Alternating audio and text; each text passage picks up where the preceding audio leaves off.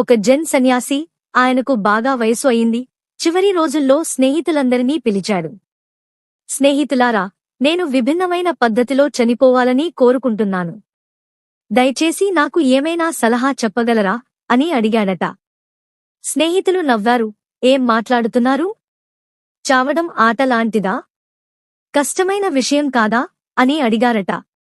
ఆ సన్యాసి కాసేపు ఆలోచించి, ఇప్పటివరకు ఎవరైనా నడుచుకుంటూ చనిపోయారా అని అడిగాడట. అందరూ లేదు అన్నారు. ఒక వ్యక్తి మాత్రం, అలా ఒకరు చనిపోయినట్లు నేను చదివాను అన్నాడు. సరే, అయితే ఆ పద్ధతి మనకు వద్దు. నిలబడి ఎవరైనా ప్రాణం వదిలారా అని అడిగాడట. అలా కూడా ఒకరు చనిపోయారు అని మరొకరు అన్నారు. మళ్ళీ ఆ సన్యాసి ఆలోచించాడు. అయితే ఆ పద్ధతి కూడా మనకు వద్దు. ఏదైనా విభిన్నమైన పద్ధతిలో మనం వెళ్ళాలి అని అతని కోరిక. మనిషి ఎలా జీవిస్తాడో అలా మరణించడమే మంచిది అంటూ, సరే, ఎవరైనా తలకిందులుగా యోగా చేసే స్థితిలో చనిపోయారా అని అడిగాడట ఆ సన్యాసి. స్నేహితులు నవ్వారు. తలకిందులుగా నిలబడి చనిపోయినట్లు మేము ఎప్పుడూ వినలేదు. అది అసాధ్యం అన్నారట. అప్పుడు ఆ సన్యాసికి ఒక్కసారిగా ఉత్సాహం వచ్చింది. వెంటనే లేచి తలకిందులుగా నిలబడ్డాడు. అందరూ అలా చూస్తుండగానే ప్రాణం వదిలేశాడు. అంతే. ఆ మఠంలో గందరగోళం. అతన్ని ఎలా కిందకి దించి పడుకోబెట్టాలో అర్థం కాలేదు. ఇలా ప్రాణం వదిలినట్లు వారు ఇంతవరకు వినలేదు. నిజంగా ఇతను చనిపోయాడా లేదా అనేది కూడా తెలియదు. పరీక్షించి చూశారు. గుండె చప్పుడు, నాడీ కదలిక అన్నీ ఆగిపోయాయి. ఇతను ఎప్పుడూ ఇలాగే ఆటాడుతుంటాడు, ఏం చేయాలి అని అందరూ గందరగోళపడుతున్న సమయంలో ఒక పెద్దాయన ఒక సలహా చెప్పాడు. ఈ సన్యాసి యొక్క పెద్ద సోదరి పక్క మఠంలో ఉన్నారు. ఆమెను ఇక్కడికి పిలిపిస్తే ఏదైనా దారి దొరుకుతుంది అన్నాడు. ఆవిడకు 90 ఏళ్లు. ఆమెను పిలుచుకు వచ్చారు. కర్ర ఊతంగా పట్టుకుని మెల్లగా నడుచుకుంటూ వచ్చారు.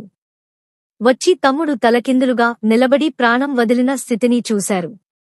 తమ్ముడు అని పిలిచి చూశారు, పలకలేదు. వెంటనే ఏం చేశారంటే తన చేతికర్రతో తమ్ముడి శరీరాన్ని ఒకసారి తట్టారు. ఏంట్రా, చనిపోయేటప్పుడు కూడా నీ అల్లరిని వదలలేదా? ఇలాగేనా చనిపోయేది? సరిగ్గా చనిపో అన్నారట. అంతే. వెంటనే ఆ సన్యాసి తిరిగి లేచి నిటారుగా నిలబడి, అక్కా, కోపపడకు. నేను సరిగ్గా చనిపోతాను. ఎలా చనిపోతే ఏంటి, అన్నీ నాకు ఒకటే అని చెప్పి నేలపై పడుకుని ప్రాణం వదిలేశాడట. ఆ తర్వాత ఆవిడ కర్రను చేతిలోకి తీసుకుని వెనక్కి కూడా చూడకుండా తన దారిన తాను వెళ్ళిపోయిందట.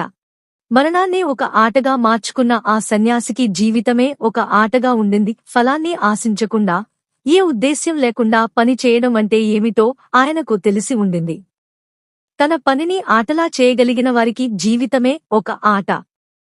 మనం ఈ సత్యాన్ని తెలుసుకుంటే చాలు. ఇదే జ్ఞానుల అభిప్రాయం. మీరు వీధిలో నడుచుకుంటూ వెళ్తున్నారు.